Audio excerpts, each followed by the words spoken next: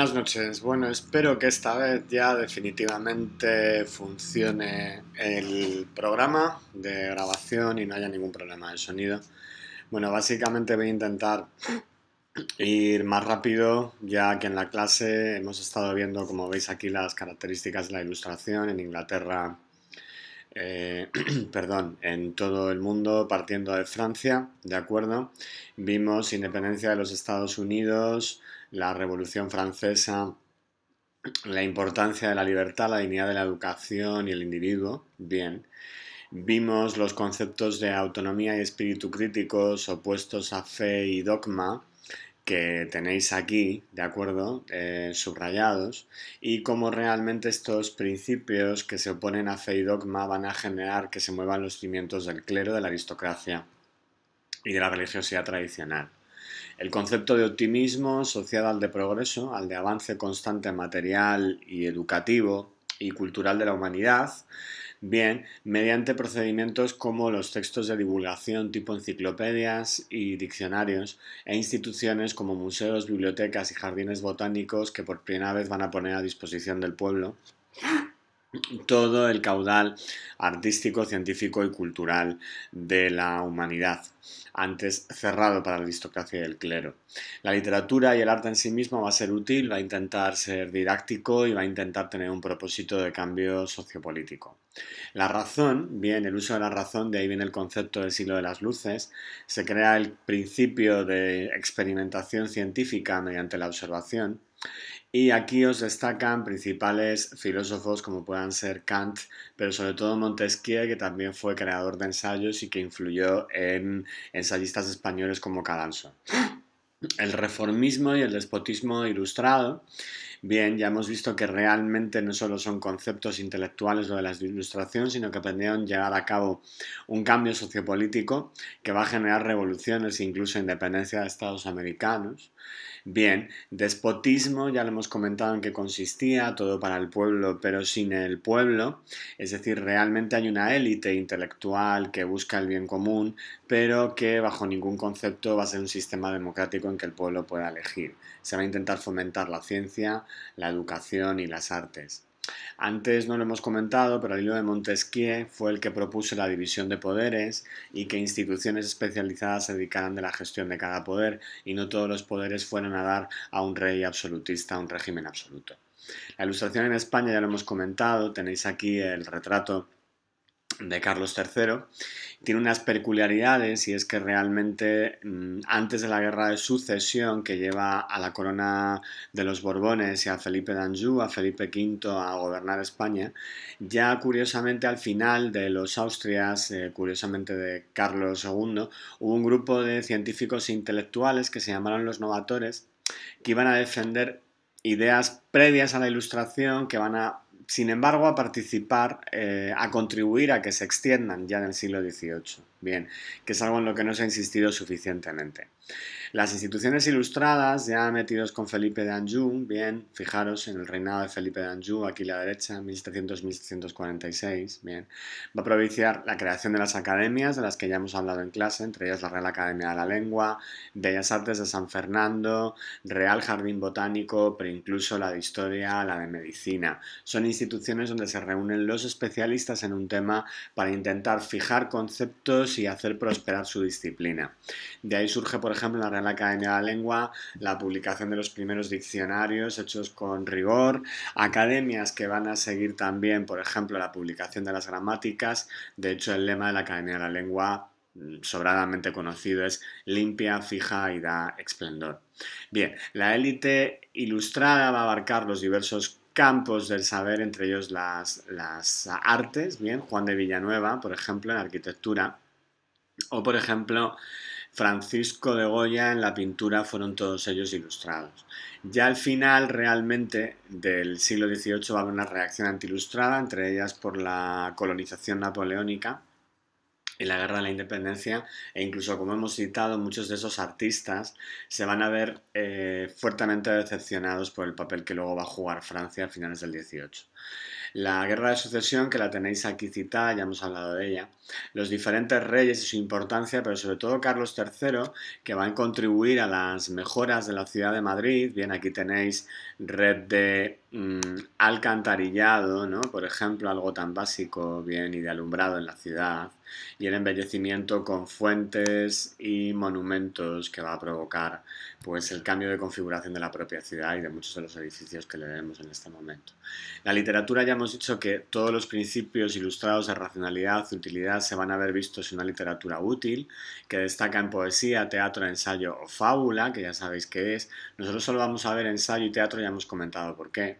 Las tres corrientes artísticas del 18, el rococó, que no destaca ni en teatro ni en ensayo, el neoclasicismo del que ya hemos hablado, bien, esa vuelta a las normas clásicas grecorromanas, sobre todo en teatro ya lo veremos, la regla de las tres unidades, bien, y a propósitos de tipo didáctico-moral, verosimilitud, decoro y claridad expresiva. Como hemos comentado, es una prosa que no tiene nada que ver con la prosa barroca. Sin embargo, también en la Ilustración se da un movimiento, un poco el sentimentalismo, cuyo principal protagonista en España va a ser Cadalso, pero incluso también Jovellanos, lo va a ver, que va a ser un inicio del romanticismo que veremos en el siguiente tema de historia de la literatura, con la exaltación de sentimientos como el amor, la melancolía, la conmiseración y la fraternidad. Bien, vamos ya al ensayo. Bueno, hemos estado hablando hoy en profundidad de Jovellanos, bien, de su calidad de ministro de Gracia y Justicia. Hemos visto incluso un ensayo de Jovellanos, que ahora os presentaré en el vídeo más adelante, en el que están todas sus reformas agrarias, económicas, para frenar el impulso de la ganadería en favor de la agricultura, para generar una formación profesional y una industrialización del país, una separación entre iglesia y clero, un límite del poder judicial de la Inquisición, bien, que le provocaron pues que realmente tuviera que dimitir del puesto de ministro, que fuera incluso detenido y desterrado a la isla de Mallorca y bueno, que acaba con la decepción final al ver el papel de Francia en la Guerra de la Independencia. Bien, y el rechazar el querer formar parte del gobierno del hermano de Napoleón, de José Bonaparte. Bueno, el ensayo ya hemos hablado de él. Yo os comenté que tengo una definición personal del ensayo que surge oficialmente con Michel de Montaigne en el 16, de hecho se llamaron ensayos, sus propios textos, aunque hubo textos previos, bien, pero aquí se nos escapa del tema, que apuntaron este predominio de la argumentación y de la subjetividad, bien. Para mí ensayo es una prueba, un texto que no tiene por qué ser definitivo, no tiene por qué ser autoridad, no tiene por qué sentar cátedra, no tiene por qué estar escrito por un especialista, pero que realmente puede ser tan interesante o más que el escrito por un ducho en la materia. Hemos visto ensayos de tipo filosófico, teoría sociopolítica, vamos a ver muchos a lo largo del curso, crítica social, y hemos visto que los principales ensayistas son Feijó, Jovellanos y Cadalso. Bueno, hemos hablado del benedictino Feijó en clase, de sus dos textos fundamentales, el teatro crítico universal, la etimología de teatro aquí, qué puede significar, y las cartas eruditas y curiosas. Aquí tenéis los principales temas realmente de Feijó y algunos de sus principales textos, y va a destacar por el predominio de la subjetividad, bien, el uso de la propia experiencia para argumentar y la observación directa de la realidad. No me extiendo más en Feijó porque realmente nosotros vamos a trabajar Feijó en un texto específico sobre la moda.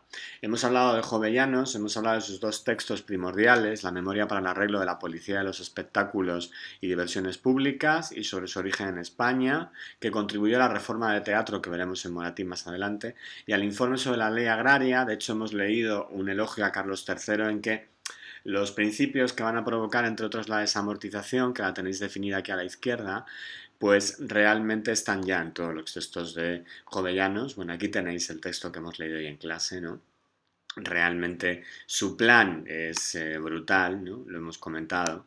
Realmente Jovellanos se creó muchísimos enemigos en vida, aunque su propósito idealista fue especialmente honorable, ¿no? Ahí lo tenemos, ¿de acuerdo? Y ahí nos habíamos quedado. Pero hemos visto también Cadalso, hoy ya os he hablado de Cadalso, hemos estado viendo sus raíces de ricos comerciantes, que fue cosmopolita, llevó a cabo la carrera militar Y hemos visto uno de sus textos fundamentales hoy en clase, que es las cartas marruecas, inspiradas en las cartas persas de Montesquieu, esa versión crítica de la realidad de España. Hemos hablado de los tres personajes ficticios, de Gacel, el marroquí idealista, Nuño, el español desencantado, que sería un alter ego de Cadalso, y Ben Belay, que es como el maestro marroquí que va a inspirar toda la sabiduría de los otros personajes. Como es un texto en contra de la decadencia de España y de superar los privilegios, sobre todo de clero y nobleza, y a favor de la educación, la ciencia y la cultura. Su otro texto interesantísimo, aunque ya no es puramente ensayístico, es Las noches lúgubres. Bien, es un texto que ya hemos comentado, que es, aquí lo tenéis señalado, texto prerromántico de ambientación nocturna, de muerte. Aquí se explica las tres noches, bien, y que el género sería un diálogo teatral, y que se enmarca en un tipo de género muy importante en la época del 18, sobre todo en Inglaterra, que es el llamado género sepulcral, que aquí tenéis la definición. Vale, bueno, es un texto ya prerromántico, no tan importante para el género del ensayo, pero sí un texto absolutamente original. Bueno, aquí tenemos algún fragmento de carta marrueca. Fijaros la carta sexta, ¿no? Que habla del atraso de las ciencias en España, es algo que se sigue comentando. Bien. La carta 21, ¿no? Sobre el carácter español, que se compone de religión, valor y amor a su soberano por una parte, y por la otra vanidad, desprecio a la industria, que los extranjeros llaman pereza, ¿no? Fijaos un poco el tono de brutal desencanto, ¿de acuerdo? Aquí la exaltación del individuo, algo muy ilustrado, algo muy... Os he comentado que en el fondo la ilustración es el inicio del poder de la burguesía en la historia de la humanidad y también del neoliberalismo en el fondo, sería la parte un poco criticable, ¿no? Bien, aquí tenéis varios de los textos, bien, en el que de repente pues, se puedan ver los principios, pero no nos podemos extender mucho más. Teatro del siglo XVIII, que ya lo hemos visto en la última clase, bien, de acuerdo, cómo realmente va a ser infundir un instrumento para infundir el ideario y transformar la sociedad, ¿de acuerdo? Y que se opone al teatro como concepto barroco.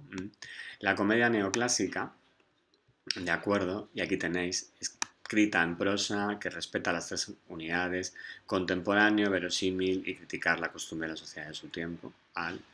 Aquí tenéis algunos de los géneros más importantes del teatro neoclásico, el sainete, teatro breve, y la comedia lacrimosa o sentimental y la tragedia neoclásica. Pero nosotros nos vamos a centrar sobre todo, bueno, en Moratín, ¿de acuerdo?